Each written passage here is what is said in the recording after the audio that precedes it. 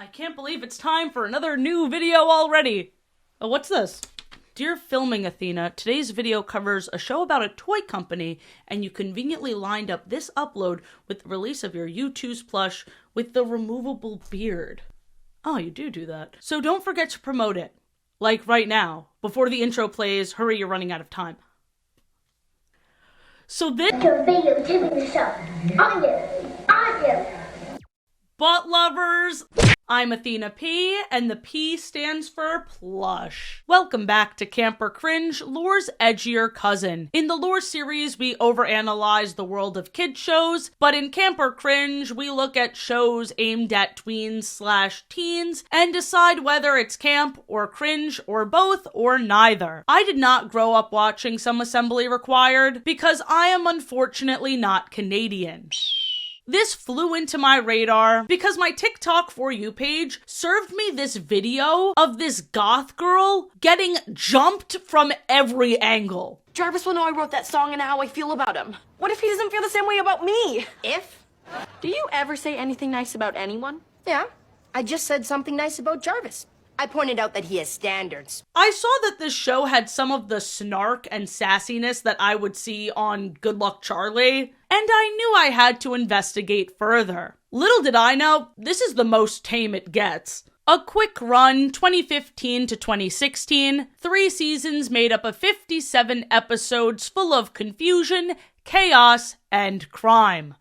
As always, we have much to discuss, but first, a quick word from our sponsor. You know what social media trend really bothers me? Those videos that say I let the intrusive thoughts win. They're getting intrusive thoughts completely wrong. Intrusive thoughts is not, oh, I made an impulsive online purchase at 2 a.m. No, real intrusive thoughts are unwanted and disturbing thoughts that pop into your brain. They are genuinely scary. I deal with intrusive thoughts. I have cried over them, fought my own brain over them. They try to convince me that I want to harm everybody I love and care about. I let the intrusive thoughts win. No, that's not a thing. Intrusive thoughts are also a very common symptom of OCD, a condition that's already very misunderstood. For people with OCD, intrusive thoughts get stuck in our brains and create intense anxiety that makes us feel like we have to do something to get them to stop. Because OCD can look so different person to person, it's often misdiagnosed or completely overlooked. And left untreated, OCD usually gets worse. But with the right kind of specialized therapy, people can feel so much better and get their lives back. What works best for OCD is exposure and response prevention, which is proven to be the most effective treatment. That's where the sponsor of this video, NoCD, comes in. NoCD is the world's leading provider of specialized OCD treatment. All of their licensed therapists are trained in exposure and response prevention and really understand intrusive thoughts, so there's nothing you can't share with them. Therapy with NoCD is 100% virtual and covered by insurance of over 138 million Americans. NoCD makes sure you have support between therapy sessions when it matters most. In the NoCD app, you can direct message your therapist, join dozens of live support groups, and use tools designed to help you through these hard moments. And if you've been struggling without answers and want to find out if you might be experiencing OCD, go to nocd.com and book a free call with their team. That's nocd.com.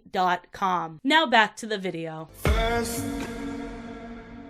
The first thing we see in the very first episode is this sweeping overhead shot of houses with snow on them. It's Christmas Day, and there's this jolly jingle. Do-do-do-do-do-do-do. Do-do. Jarvis opens the door, and he smiles at his very silly friend Bowie. Silly is putting it lightly. Dude is quirky with a capital Q. He forgets school is off for Christmas because Bowie celebrates every single holiday in August. The dialogue definitely has an essence of humor, but nothing that justifies this amount of laugh track. Right, we're weird. Not the guy who observes every holiday in August. It's way more efficient. Why pay inflated prices for Christmas gifts in December? Or fight through crowds of candy-crazed trick-or-treaters in October? I love how they couldn't even commit to a full laugh for that one. Just the faintest hint of a confused giggle, because wait, what did this dork even say? Or fight through candy-crazed trick-or-treaters in October. What? Save the jokes for August Fool's Day. Okay, because it's supposed to be in April. Oh, this is funny. Jarvis's aunt's gift to him is a science kit for toddlers, and it explodes and destroys his house. This is somehow more of a live-action cartoon than Big Time Rush is. What an intro! And what an underreaction from the entire family. Here's some quippy things I'd say if my house burnt down on Christmas. Uh-oh. Looks like we got a visit from Crisp Kringle. I've heard of getting coal for Christmas, but this is ridiculous.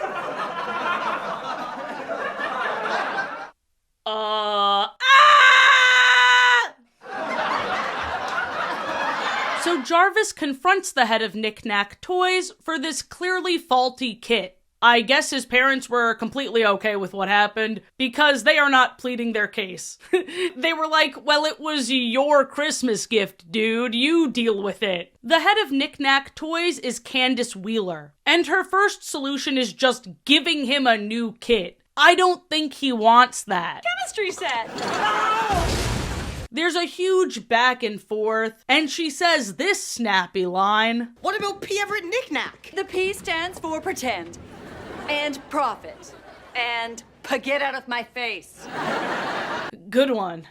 I can see why you got the big laugh for that. Get out of my face. The conversation ends with her saying, "Why don't you sue me?" To which Jarvis says, "Okay, I figured we'd jump into a court scene. Maybe the episode would be the legal battle. But instead, we hard cut to Jarvis banging this gavel. There was a time jump after the proceeding where Jarvis not only won, but now he also owns the toy company. Kids taking control of a big business reminds me of True Jackson VP, with this being even more off the wall. His first big business venture is putting in a roller coaster. I love the way it looks in the set, but look at this outside shot of the building. How fun is this? It doesn't seem structurally sound, but I love the idea. The theme song visuals go absolutely wild. Instead of just seeing clips from the show, we get these CGI doll versions of the characters dancing and one by one jumping in the roller coaster. Never mind the fact that we haven't met more than half these characters yet. You really think that would make this feel like any less of a fever dream? We're not even 4 minutes into the show. Buckle up, Buttercup. Also, very unfortunate realization. I like the theme song, but it also really reminds me of that stupid Shane Dawson song, "Have no fear, your hero is near." Shut the hell up. Have no fear, your hero is here. Buckle up and hold on tight. I wish that thought never popped into my mind, but now it's all our problem. Jarvis and Bowie talk about how they need more people to help them run the company, and then we get hit by the roller coaster! Yeah, this is their transition screen. It just appears, it just clips in. Assembling the team is as easy for Jarvis as the lawsuit was. He just kinda knows people from his school, and now we kinda know them too. Piper, the goth girl, is the hacker. She knows a lot about tech. In a movie theater, she somehow controls the projector so she could yell at a girl who was loudly talking on her phone. But honestly, doing all this, I'm just gonna say it, that's way more disruptive to the movie. But it is an incredible show of skill. Piper has a huge crush on Jarvis and agrees to be his chief technology officer. Astor's the chief design officer because he has qualifications as a sassy fashionista. His taste seems completely inconsistent. He'll roast people for wearing outfits that are just as ridiculous as his are. Instead of helping people find their confidence, he'll be like, "Haha, you look ridiculous wearing that." "Oh, what? Little old this? It's my ostrich feather Sona. I made it by killing an ostrich." You wanna be on top, top, top, top. You wanna be on top? Then we meet Knox. He's a meathead. Jarvis tries giving him his job while Knox is doing stunts on the wing of a plane. I love the realism of this shot. I wonder if they got a real plane for this. I wonder if they do their own stunts. I didn't think it could get any better, but then they skydived off the plane, so Knox is naturally the one to test the safety of their toys. Jarvis calls him their human crash dummy. Jarvis hires Geneva as his assistant just because he has a crush on her. Uh-oh, don't do that. And of course, Piper doesn't like Geneva. Why are so many shows like this? Bowie creates his own freeze frame with the typed out job description, which is a fun fourth wall break. Somehow they know they're being watched. In this day and age, aren't we all? Anyway, Bowie has to beg his own best friend for a position at the company. And instead of getting VP like he expected, Jarvis doesn't even know what to give Bowie. I don't think he ever gets an official job title. They brainstorm what the next big toy is gonna be, but we don't actually see them invent this mecha suit for kids. So much of the plot happens off screen. The show is just back-to-back gags, to the point where I get just a tad bit impatient. I want to see the friend group form. I want to see actual bonds, but instead it's just jokes like this. This place is sick! Aw, this place isn't feeling well. We should make it soup. 10 minutes later. And we can serve them the soup this building refuses to eat. Come on, it will make you feel better. You've got a temperature! Cute. We are introduced to this overarching plot where the ex-owner of the company, Candace Wheeler, is disguised as the cleaning lady, Mrs. Bubkiss, to sabotage the group from the inside. Drama. And every episode ends with a commercial that shows off a toy from the company. I do enjoy this ongoing bit a lot. It's a really fun way to wrap things up, and it really shows off how their new toy empire is thriving. Their little Albert Einstein-like mascot, P Everette KnickKnack, is so off-putting. It looks like an off-brand Jimmy Neutron character. I cackle every time. I'm P Everette KnickKnack. The P stands for Power! Now let's talk about some of the strangest toys. It's fun. Now who would buy a brick for a toy? The second episode opens with Bowie's invention, Boing, a ball that never stops bouncing. And this ball has a mind of its own, stopping so it doesn't hit Geneva, turning on the TV, going up the elevator, playing with turntables and going on a roller coaster. Bowie is stuck dealing with this for the entire B plot. The B stands for ball. He even tries catching it, and at one point it pulls him through the office. The power these toys contain. Bowie starts trying some Wile E. Coyote Roadrunner-ass traps, setting up a girl ball to distract Boing so he can use these giant scissors to drop a trap down on the ball. And yeah, the first part of the plan goes as expected. This bouncy ball is attracted to this other bouncy ball, and the two bounce off together. Even the decoy ball was brought to life. The two balls smooch. Terrible sentence. They even get married and have hundreds of ball children. They can procreate. This isn't even the main plot. The main plot of this episode is them creating a toy for Melody Burger's Snappy Meals. This fictional parody fast food chain makes their employees sing everything. The customers seem to love it, no matter what the age. But it takes everything I got to contain my violent rage. I was very amused by this. This got a big chuckle out of me. The CEO of the company, Mr. Melody, has absolutely no faith in them. Meanwhile, the toy in his Snappy Meals are these little binder clips with googly eyes. Obviously, the teens can top that. Jarvis, all on his own, creates a harmonica that can sound like any instrument. He even has the perfect name for it, the Philharmonica. We'll take 20. Dude, why did Jarvis even hire a team? He made that all on his own? Mr. Melody is an ageist scumbag who only listens to his fellow adults. So now we have the hijinks of Candace as Mrs. Bubkiss as Candace. She's trying to sabotage the kids, while also being completely thrown off guard by how much money they're willing to give up. This deal is worth $5 million. If we get it, we'll give you half the money. That's $2.5 million? $2.5 million is half what I was expecting to pay. The Candace Wheeler I know would never drop her price so easily. Off topic, but I love this Muppet monster looking chair. I want it. A sign of a really good sitcom is an iconic set. I always wanted the set pieces from iCarly, Victorious, and Big Time Rush growing up, and I just know if I grew up with this show, I would have wanted these iconic Toy Factory decorations. The robot chairs, the Lego table, stuffed animal couches. And there's this whole outdoor rooftop area where these chairs have shoes. This guy's got shoes. For maximum silliness, Jarvis and crew end up working at Melody Burger, sneaking their toys into the Snappy Meals. That feels kinda counterintuitive. They are not only working for free, but giving their toys away for free too. Why would he offer you the $5 million deal now? Did you even patent this? What if evil CEO just does what evil CEOs do and steals it? But dude, I don't know, somehow their plan works. And we find out that Mr. Melody's kid that he abandoned has been working for the company this whole time. Not you, Todd. You're not a kid. Thanks for remembering my name, Dad. Name tag.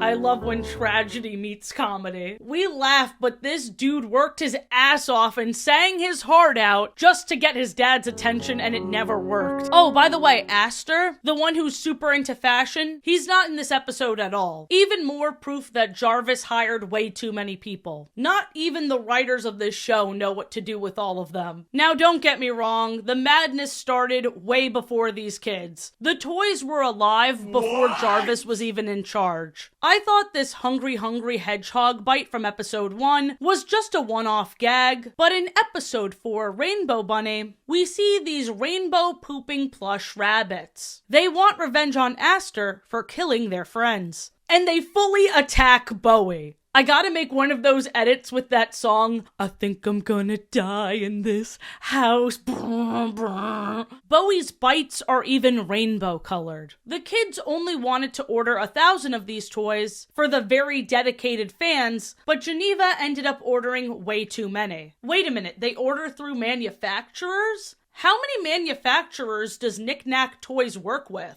Seeing them order toys instead of creating them was an aspect of this business I did not account for. I fear this is just normal in their world. In the episode Cupid's Bow, a stuffed animal talks. No one's here but us stuffed animals. He's behind the chair. We hear there's an organization like PETA, but for stuffed animals. This goes way beyond KnickKnack Toys. In season 1, episode 10, Bowie, of all people, made an invention that says your thoughts out loud. Piper and Jarvis, for whatever reason, changed this invention so that you can play games with your mind. Newsflash, buddy, that's just mind flex. But this invention is dangerous because if something happens to the arcade machine, like let's say somebody throws a water balloon at it, the video game characters will take over the humans' minds. This episode was nuts. Jarvis thinks he's the lobster from the Lobster Trap video game. Knox thinks he's a mermaid. Help!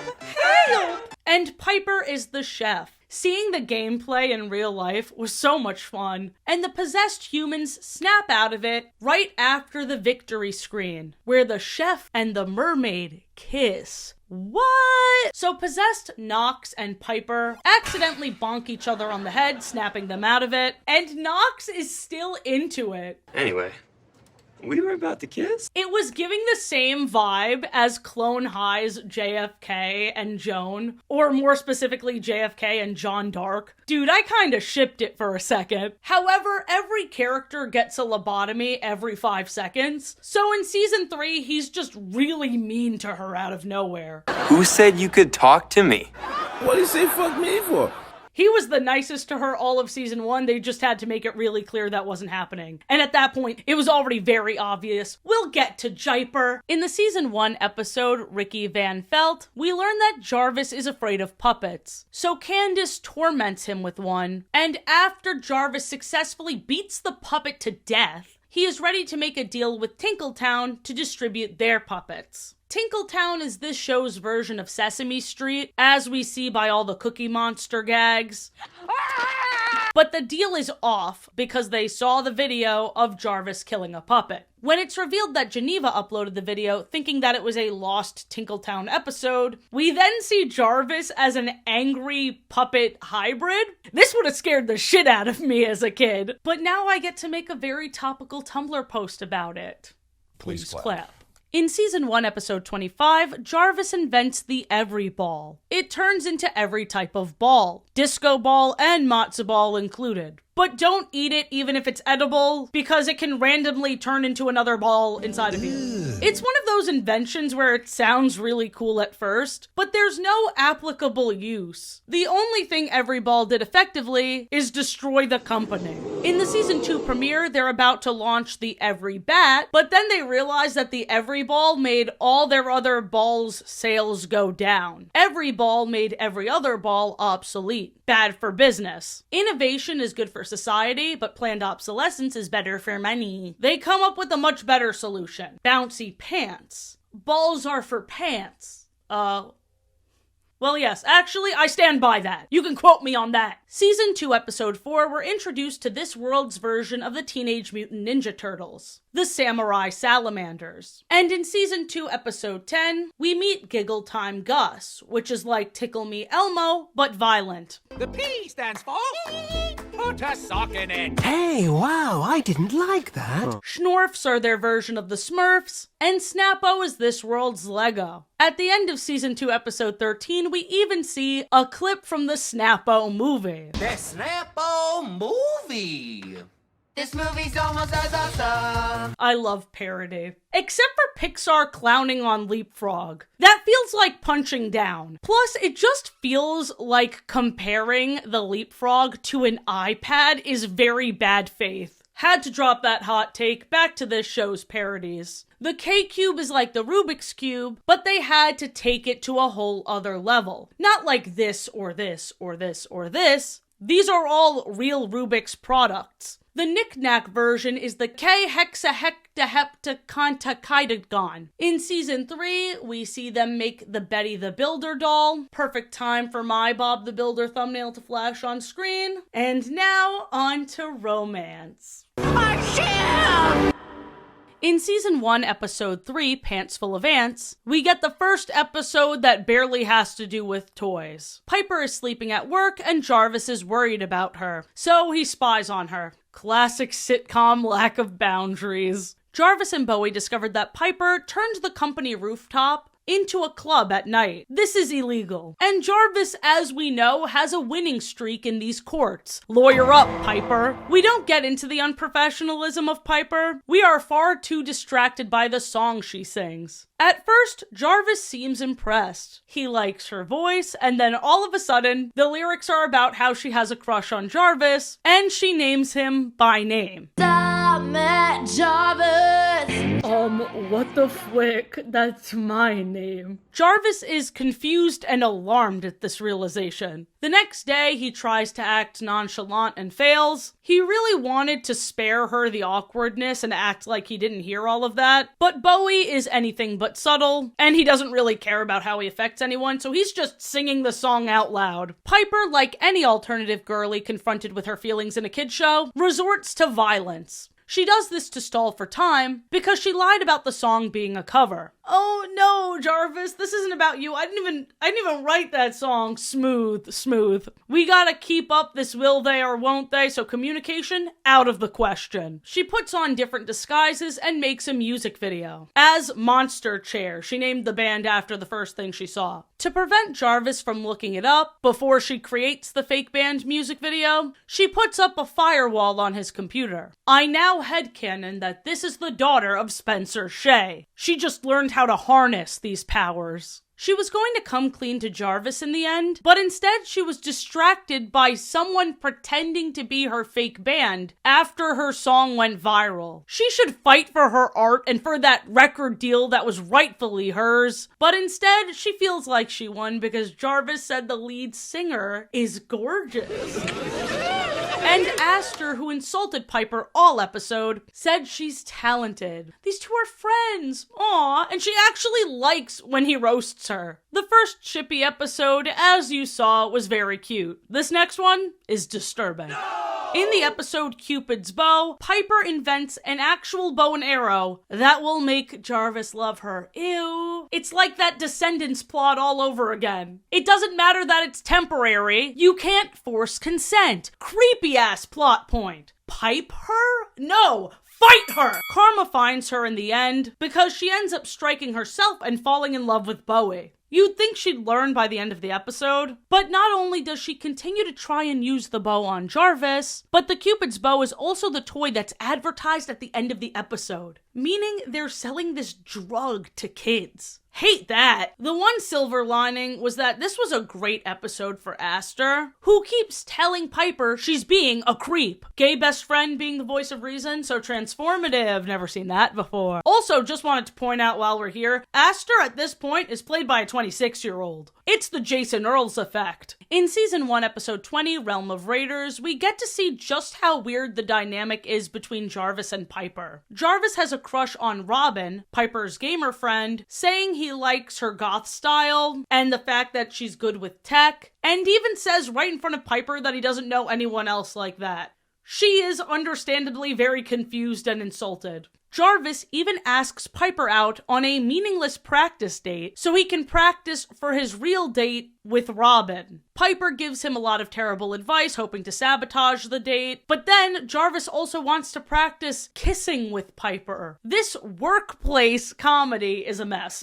HR violation after HR violation. In the Season 1 finale, Piper wants to know how Jarvis really feels about her without risking rejection, so she pretends to have a job offer in Finland. Jarvis tries putting down this new job opportunity because he wants her to stay and he can't imagine work without her. But halfway through the episode, he calls the number on the fake Finnish company's website and sees it go to Piper's phone. So now he's just petty. He's telling her to go to the new job. He throws a farewell party for her. But when she's about to leave with a box of her things, they both are honest. For once. It was a pretty romantic moment, but to stretch this out even longer, he doesn't know she was trying to get a romantic confession out of him. He thought this was her way of asking for a raise. Lack of communication strikes again. Throughout the show, Piper is atrociously down bad. For example, the opening of Season 2's Rough Rider was rough to watch. For context, this dog's name is also Piper. You wanna lick my face, Piper? Holy shit!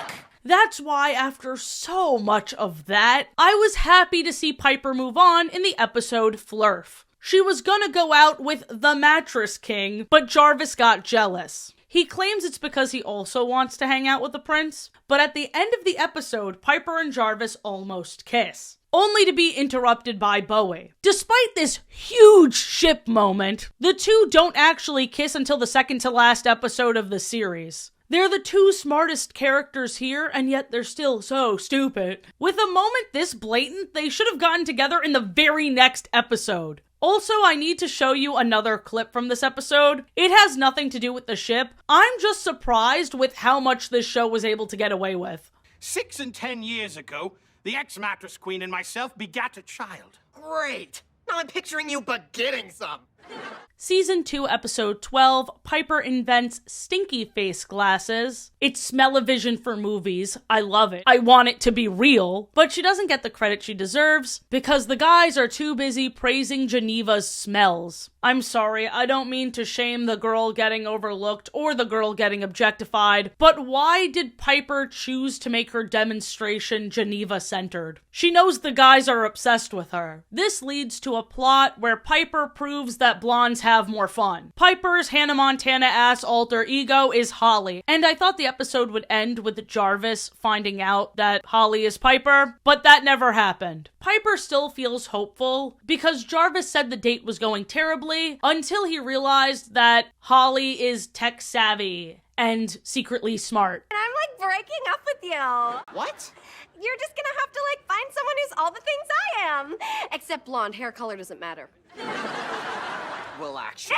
The Schnorfs from the episode The Schnorfs were upgraded by Piper. She put her and all her friends' personality into these dolls Black Mirror style. Why torment these tiny versions of themselves? Not only for profit. This all started because Piper was practicing how to win over Jarvis with Schnorf Jarvis. Can it get any worse for these creatures? Yes! The moment they're finally free, they're eaten by a cat. Season 2, episode 16 is another humiliation ritual for Piper, who convinces herself that Jarvis remembered to celebrate the anniversary of the day they met. How she met Jarvis is he accidentally slammed his locker in her face. Instead of being sentimental about that, Jarvis convinces movie star Jaslyn to bring him as a date to the award show by pretending Astor's designs are his. Jaslyn is played by My Babysitter's a Vampire and Riverdale's Vanessa Morgan. Astor hits on Jarvis disguised as a girl, and later on in the series, Astor is convinced he has a crush on Piper. That's what I get for assuming sexuality. Or for thinking that Netflix would have the balls to have a canonically gay character in 2015. Season 3 was especially pathetic because they were kind of joking about it. They kept saying to Astor like, oh, it's okay, buddy, we know your secret. You could tell us your truth. And then he was like going through his clothes and it was the Village People outfit. He said, it's raining men, hallelujah. Like, but nothing about him having a crush or, I don't know, it was just, it pissed me off. Did they have him in the closet because that's where the clothes are and he loves clothes? Ha ha ha ha ha. It's not even queer baiting, it's queer full non-acceptance. Like, you have a gay character. Have him be gay. Ooh, that's my celebrity crush. It's so easy. It kind of annoyed me. To stop me from going crazy, I headcanon that he knew this was Jarvis all along. But regardless, the episode ends with Piper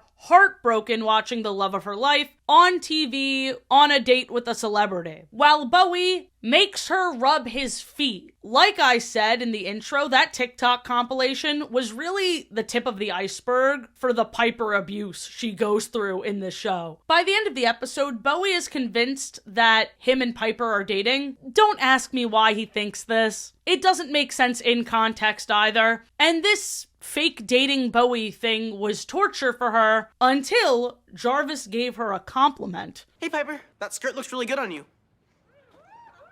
And two people in the crowd were really excited about it. Those shoes really make your ankles pop. Woo! Woo! Woo! Even Astor hypes her up after this very mild compliment. What just happened? Piper convinced herself that Jarvis is seeing her in a new light because she's dating Bowie. So she's finally happy about her situation, and then Bowie breaks up with her. So for the rest of the episode, she goes through extreme lengths to get Bowie to date her again. They can't even manipulate and lie right. Like, why didn't she start, like, breaking out into tears, going up to Jarvis, hugging him, being like, he broke up with me? To get Piper off his back, Bowie lies about Jarvis loving Piper, and then in the season 2 finale, Bowie breaks Piper's heart by admitting that he lied about all of that, only for the episode to end with Jarvis confessing to Bowie that he does love Piper. A whole mess. Jarvis even says Piper never dropped any hints that she was interested in him too. The joke is that she has. And now the only person that knows about Jarvis and Piper's mutual feelings is Bowie, and he's useless. In the season 3 premiere, Piper briefly dates this guy Felix, who is way too nice for her. He runs a teen hotline that she volunteered at only to try and find someone to date. This is like It's Always Sunny in Philadelphia Jr. It's Always Rainy in Vancouver or some city in Canada, I don't know. Throughout the entirety of season 3, episode 2, Jarvis is super down in the dumps. He is mourning because he thinks Piper will never love him. He eats ice cream, feels hideous, and cries. These two have completely switched places. Isn't it funny how we ended up on the same bus again? You chased it down the street, leapt off an overpass onto the roof, and punched your way in through a window. I didn't want to be late for work. To be honest, I love it. It's toxic, they're being tortured by their own feelings for no reason, but for whatever reason, it's very fun to watch. He even goes through similar elaborate plans to confess his feelings, only to retract even more elaborately. He melts at the slightest bit of attention she gives him. He has embarrassing outbursts. Are you okay? Your butt is fine. My butt. My butt is fine. Okay. I love when a dynamic fully 180s. Also, again, wild how much they're able to get away with. Season 3 was making me laugh harder than any other season, for this reason alone. In Season 3, Episode 7, Unicorpse, Jarvis writes and performs a song about how beautiful Piper is, and she tears it to shreds, thinking he wrote it for Geneva, because only she would want a song praising the way she looks. I was just lip-syncing in a mocking way, to mock the song for its mock-worthy, unfeministy stuff. Oh, of course, you were mocking it! That explains all those goofy dance moves! Yeah, goofy.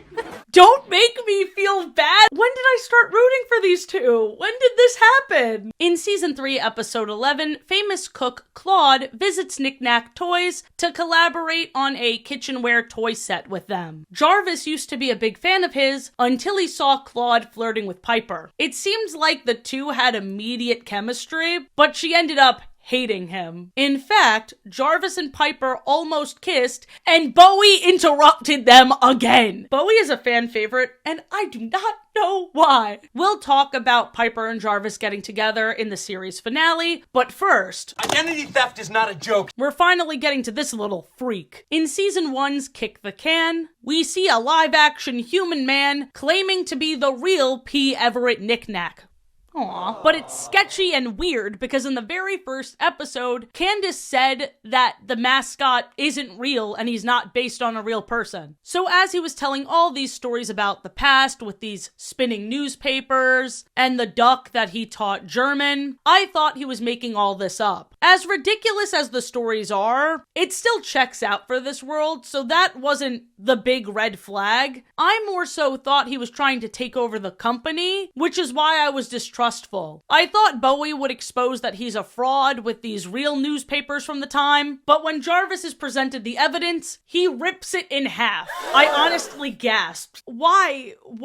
Jarvis says that the P stands for part of the family. Huh? Jarvis will hire anyone. I fear this man is an escaped convict. The P stands for prison. He isn't seen in the next episode, but the episode after that. In Dance Crew Evolution, we see that this old man passes out every time he overexerts himself, leading to the kids thinking he's dead. Dude needs medical attention. Where does he go when he's not at his supposed former company? In Season 1, Episode 9, Candace even starts her own competitor company called Click Clack. And the episode ends with an animated version of her in her commercial. I thought they got the real-life old guy to provide the voice for the animated version, but in Season 2, it's revealed Geneva provided the cartoon voice for these commercials. I'm P Everette KnickKnack. The P stands for... What were the writers of this show on? Oh, and by the way, live-action P Everette KnickKnack, we never see him again. He never shows up again. He's only in those 2 episodes. What was the point? Uh-oh, stinky. Piper's main storyline is having a crush on Jarvis and being insulted for her looks. Many characters say she has a boy face and she's mistaken as a boy throughout the series. Geneva's main storyline is being harassed every 5 seconds. In the episode Cupid's Bow, Geneva is being chased around by a crowd of boys, and she is desperately trying to get them to leave her alone. In Season 1, Episode 7, Dance Crew Evolution, Jarvis and the guys are drooling over Geneva's dance crew, with the drool bucket even being what's advertised at the end of the episode. I found this article from Decider all about the distasteful jokes, and while I agree with the sentiment, it's clear they did not watch beyond episode 1, which hurt their argument a bit because there are much better examples than what they give. Pop,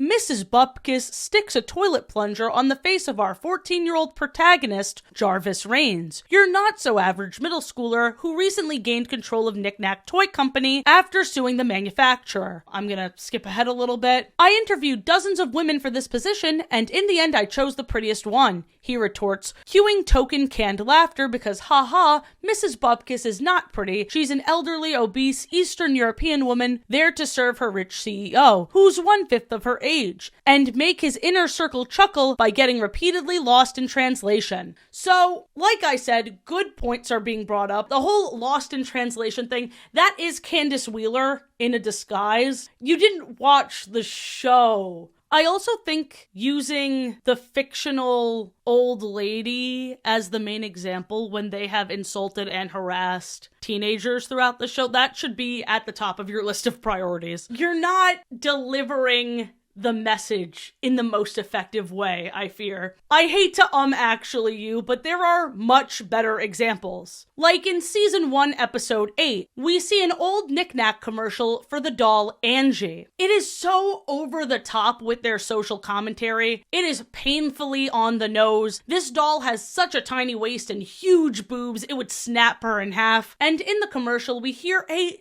Disney-like princess voice singing, "Hair of gold, hourglass figure 19 years old. Other girls study and read their books, 'cause they don't have her lovely looks. Angie's perfect as you can see, the ideal girl you want to be." And the commercial ends with animated P Everette KnickKnack whistling at her. The P stands for pretty. Objectifying a 19-year-old? I hope the funeral at the end of last episode was real. And it might be, because again, we never see him again. So needless to say, this episode starts at an 11 on the creepy scale. And I thought they'd de-escalate. The characters would see how weird this is, or if they didn't, they would quickly learn. But no. Jarvis and Bowie are holding a beauty contest, and Piper is disgusted. Rightfully so, because if we put the judges' table on stage, we'll have an even better view. If we put the judges' table in their dressing room. This aired in 2015 when a presidential candidate was echoing the same objectifying statements. I know these boys are being framed as morally corrupt, but the laugh track after that is very upsetting. There's a more tactful and less tacky way of writing characters with flaws that need to learn lessons. Thankfully, Knox is nowhere near this mess. Maybe he's an ally to women everywhere. I think. Maybe. Can we see something you did? I don't think so. I did some stuff I'm not proud of, including a commercial in a really tiny bikini. Okay, we completely understand. Yeah. We must find that commercial. Definitely. Never mind. The beauty contest is hijacked by Piper, who presents a group of exceptionally smart girls. The girls look very uncomfortable as they're being ridiculed for their looks, and these real child actors are, at the oldest, 11? Even that makes me sad. Like, what were they cast as? Ugly girl number 1? Like, ugh. These girls perform surgery on stage. Bring an extinct plant back to life to cure lizard face. See, this is where this show really throws me, because it is so mean sometimes. But then something truly off the wall happens that makes me so invested in this world. Does this take place in the same universe as Odd Squad? Is all the oddness a result of these evil toy scientists? Back on topic, when Piper is declared the new inspiration for the Angie dolls, unfortunately, the degradation, humiliation, and insulting continues. Not as pretty as she used to be. Wait, what? All the boys may run and hide. I wouldn't say hide. But Angie's got beauty. It's just deep inside. I hate you. I'm P Everette KnickKnack. The P stands for personality. I hate you too. The article I was critical of was not wrong, like I was saying, but I wish it was a deeper dive. Critiques like the one in the article can be dismissed as surface level, just based off how scattered it is, especially when they jump to a completely different show, Richie Rich, without giving us any time to process or break down what they were trying to say about some assembly required. I will say, one part of that article that I thought was incredibly astute was this specific section. Quote, "What's particularly confusing about Netflix Kids is the subset doesn't seem to be competing with their fellow streaming services at all, but rather are unintentionally taking a decade step back and airing knockoff versions of what you'd catch on Disney Channel or even Nickelodeon circa 2005. Very true. That is exactly the vibe. And I do think we need to unpack what is so problematic about certain kids' sitcoms so we can leave that in the past. But I will say, on the other hand, we also have to see why people are so attached to these shows with this over-the-top energy. There's a kooky set. It's campy. How do we harness this chaotic, cartoon-like energy? The dismissal of this show's strengths is what had me rolling my eyes a bit. The article went on to praise the pilot movie A History of Radness, but that has a completely different vibe. That would be like comparing Big Time Rush to like, I don't know, Modern Family or Friends. They're all silly, but the over-the-topness of the latters is way more rooted in reality. Completely refusing to acknowledge what makes certain shows appealing will not serve your argument. And I do understand that some people say I'm too optimistic. You got me. I see the glass as half full, but I also see it as half empty, and I'm just trying to figure out how we can fill this damn cup already. I want a full glass. Here's the best part. We can still have characters act like assholes, we just need consequences. Especially for shows appealing to this age group, because yes, not all shows need lessons, but if you're going to have social commentary, finish what you started. And don't turn the person being shat on into the punchline. Redirect the stream of shit. Piper giving a death glare to Bowie is not enough. In season 1, episode 14, we hear how Bowie hid recording devices everywhere, and he uses recordings of Geneva to contact her acting agent to get a video of her in a bikini. Awful.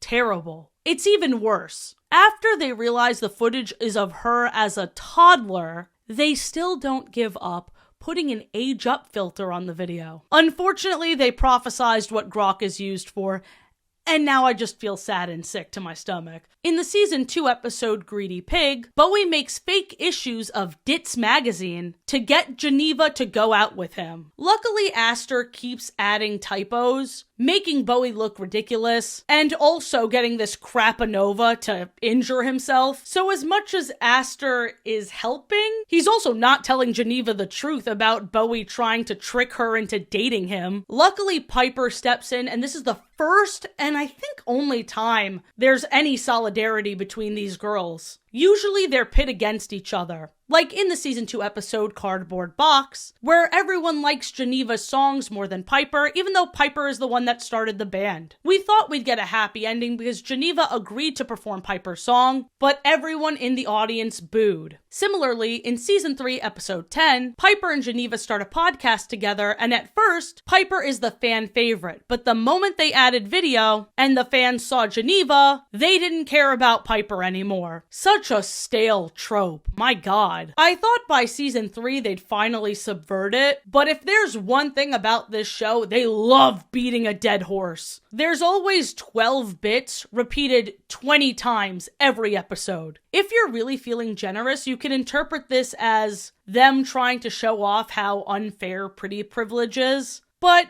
that's a stretch. This show is all about punchlines, emphasis on the punch. Because it hurts. I'm P Everette KnickKnack. The P stands for potentially deadly. Hey, yo! We already covered Piper's secret concert on the company roof, the Cupid arrow drugging, all the stalking throughout the show, all the sexism, and the many deadly toys. An example of which are the rainbow bunnies. In that episode, they need to find a way to advertise them since they ordered too many. They need to make a viral commercial. This famous actor, Chase Runner, already turned them down. So now the group is trying to trick Chase into saying the lines on camera. A nasty scheme. Luckily for them, Chase is a huge fan of these Rainbow Rabbit toys, so he ends up agreeing to be in the commercial after all. In episode 11, it's revealed they never pulled the teeny toddler chemistry set from the shelves. when they knew it blew up houses. Huge oversight. While Jarvis is working towards making things right for this kid who said his house blew up, Bowie suggests flat out killing kids who threaten their company. I see what you're saying. You want me to go to the store, buy one, and throw it at the kids so our little legal problem goes away. No! Bowie is just evil. I think he's the most morally corrupt character in this entire show. And TikTok baby girlified him. I don't get it. I know his traumatic backstory can be an explanation, but it is not an excuse. Now you just need him to say, I love you.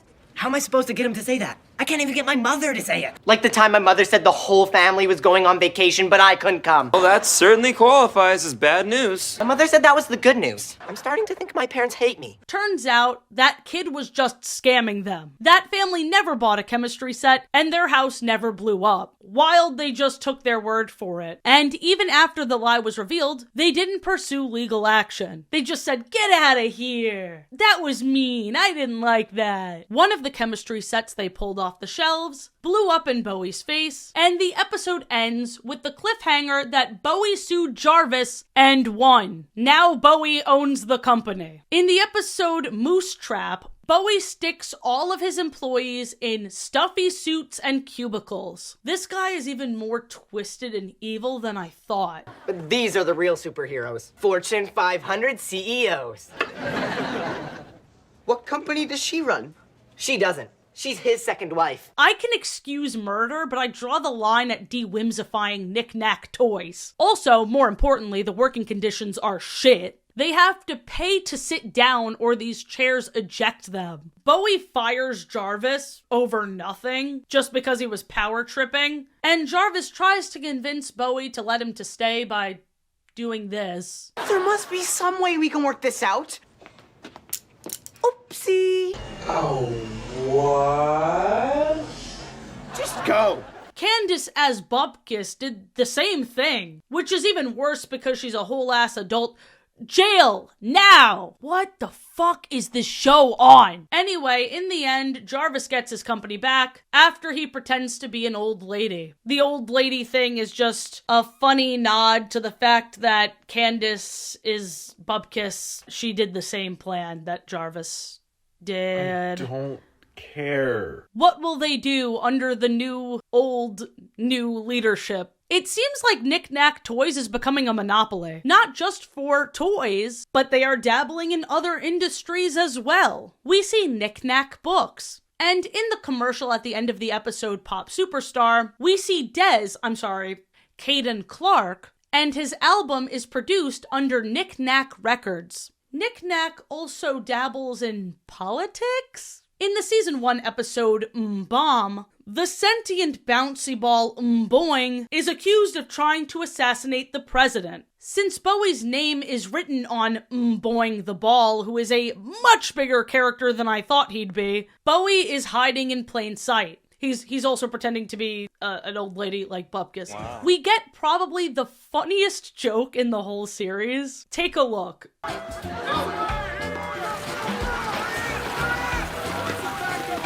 The image of a bunch of Secret Service agents jumping into a ball pit tickles me so much. If I remember only one thing from this show, it will be that. In the same episode, Candace pushes someone off the roof, and it's revealed that the president only wants to use this bouncy technology to make bombs, when he was tricking these kids into thinking they were making bouncing pies. I'm not even joking. Oh, these aren't homemade. They were made in a factory. A bomb factory. They're bombs. The episode ends with a campaign ad propping up Boing as the next candidate for president. Knick-Knack Toys invented a president. In season 2, episode 6, we hear all about Knick-Knack's discontinued toys. As you can imagine, it takes a lot for a toy to be rejected from literal hell. One is an atomic energy lab. Another is juggling axes, and most interestingly, Fishy Friends Instapet, packaged to look like harmless sea monkeys, when in actuality it grows a creature from the Black Lagoon-like monster. Alive Toys isn't anything new for them. They continue to make SCP-like abominations. Like in episode 10 of season 2, we see Kooky Dough, an alive purple blob that eats, and it grows so large, it tries to consume the whole knick-knack building. In the series finale, we hear that Bowie is trying to genetically alter a rabbit, and his first attempt turned into this nightmare creature that I think is a reference to this notorious internet Easter rabbit. In the season 2 episode Flurf, Aster is a doll landlord. That's right, instead of doll houses, he created doll apartments, where he is charging kids rent. This show makes the concept sound ridiculous, and it is, which is why it's such a good critique of capitalism. This shit kinda happens in real life. Think of how many products have turned into a subscription service, being charged monthly, because companies don't want us to own anything. Why would they charge us one time when they could charge us forever? It's a super effective parody. It points out the absurdity and greed that we're already dealing with on a day-to-day basis. Is this show from 10 years ago prophetic, or is the world just getting stupider? This episode also showed Knick-Knack breaking into the mattress industry. I'm glad local businesses are trying to fight back, but it does little to stop this ever-growing conglomerate. We see Candace Wheeler's Knick-Knack Foods. In the season 2 finale, Knick-Knack is selling perfume. Too many markets, they're becoming Amazon. And it isn't just the consumers that are being screwed over. In the episode Littlefoot, we see how far Jarvis and Bowie go to exploit their fellow co-worker and friend. Littlefoot is not a tragic animated dinosaur like in our world, but instead it's just a tinier Bigfoot. To sell more dolls of Littlefoot, they upload footage of Aster in this costume without him knowing. And to get him to do more specific things in this specific outfit, they steal the rest of his clothes, lock him out of the company building, starve him, and make the roller coaster roll over his foot so he howls. The one silver lining, this is probably Geneva's best episode. She helps Aster get revenge in the end. I thought that was pretty sweet. In the episode Rocket with a Pocket, Knick-Knack gives kids the power to launch whatever they want into space. But they didn't pre-approve the choices, so this kid sends their baby sibling into space. They get the baby back to Earth, but they most likely don't disclose to the parents what happened. Now let's finally discuss the series finale, / our ship becoming canon, / Candace's Bobkiss / Zendaya is Michi. Zendaya! The series finale is kind of a two-parter because it resolves the longest ongoing conflict, which is Piper and Jarvis's will they, when will they? For a lot of people who watched the series on Netflix, they didn't know about the existence of a season 3 because it was pulled. So there are a lot of people out there that watched this show that don't know that Jarvis and Piper ended up getting together. In the penultimate episode, Captain Indestructible, Jarvis gave up his life savings and his dream of being in his favorite superhero movie so he can help Piper accomplish her dream. When she hears this, she kisses him. Now they're officially official. And they also cuddle. This was a big deal to a lot of people. Let me just read you some of these comments. Oh my gosh, they kissed! I'm gonna cry! That moment we've all been waiting for! They finally got together, all the efforts paid off, let's go! Finally! This was the one thing I was waiting for in this show! Are we gonna ignore that Jarvis and Piper kissed? And Jarvis is literally my crush. I'm so jealous right now, LMAO. I really thought Jarvis would get with me in the finale.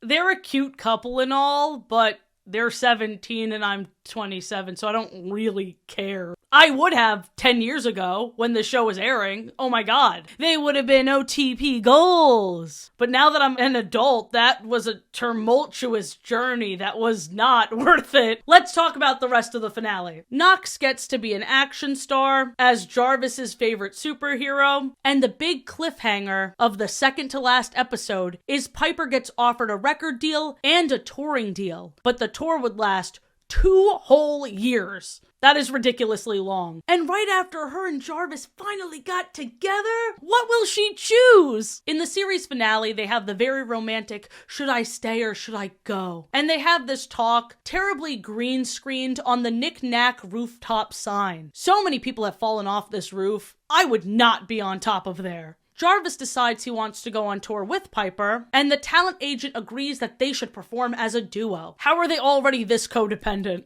They've only been dating for a day. Piper realizes the talent agent doesn't know what he's doing when she sees him sign everyone. And then the talent agent flat out admits, yeah, I don't really know who has talent and who doesn't. I'm just playing a numbers game. Like, one of these people is bound to make it, right? Piper is devastated, so naturally, Jarvis starts a talent agency and leaves the toy business behind. All of this to represent Piper. It just feels like they are moving at high speed, which checks out for both of these characters, don't get me wrong. All of their friends slash co-workers conveniently have jobs lined up, and I suppose this is the most official way the series can end. After 3 years, they're all moving on, like everyone moving out of that friend's apartment or whatever. But here's where things get weird. Jarvis gives the company back to Candace, who all the kids knew was Bupkis the whole time. Now, honestly, I believe it for most of these characters. They all had moments where it seemed like they kinda knew, except for Bowie. I wish they kept Bowie clueless.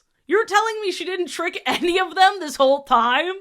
Candace's journey throughout the series was a really interesting one because she was occasionally scheming, like in the season 2 episode Greedy Pig. She programmed all these kids' piggy banks to walk out of their houses and go directly to her so she could steal all these kids' money. But more often than not, she was just an improving queen. Yes-anding whatever these kids do, and joining them in their plans and schemes without question. She was so deep undercover, Mrs. Bupkis became part of her. They wrote Candace's character development pretty well. I was especially surprised when she adopted her daughter Adelaide in the season 2 episode Schnorfs. Those two would evilly laugh together and scheme, and even though Adelaide was only seen in 3 episodes, I felt like it was a nice full circle moment for the villain who hates kids to adopt a kid who also hates kids. They were cute. I actually really liked this dynamic. Back to the finale, I'm just gonna say it, that group hug didn't feel earned. Yeah, they're all friends,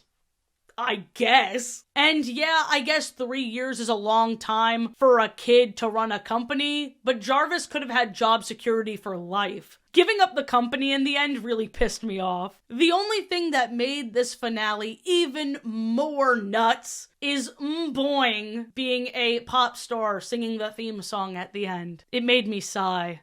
A long, confused sigh.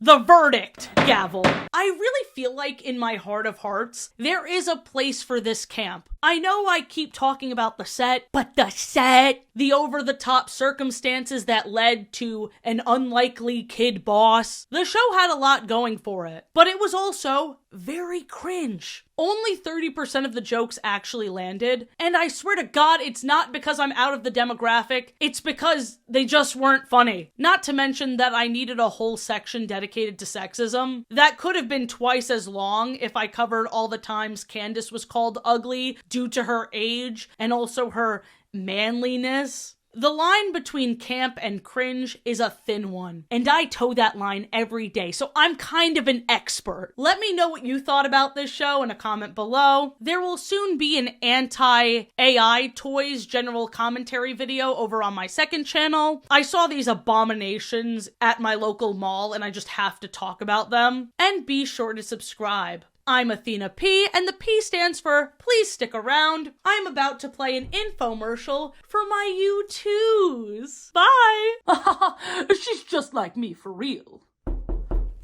What? Who could that be at this hour? Come in. Hey, twin. Hello, big Athena. What brings you here? You don't know? Today's the day. The day? The day for what? The day for you to be sold! That's right, you and all your tiny little friends need to get out of my house. You see, you need to be distributed to all the good little men and women and people in the world because your sheer powers in numbers will cause you to explode! These plushies will not explode. Athena is just trying to be humorous. Ha ha ha ha. Get your U2's Wizard Athena plush with a removable beard and butt shirt today! Side effects may include being really happy. That's it. But hey, if this isn't in the budget right now, I understand, and we got just the thing. The Great Wolf Lodge video is up for free! Whee!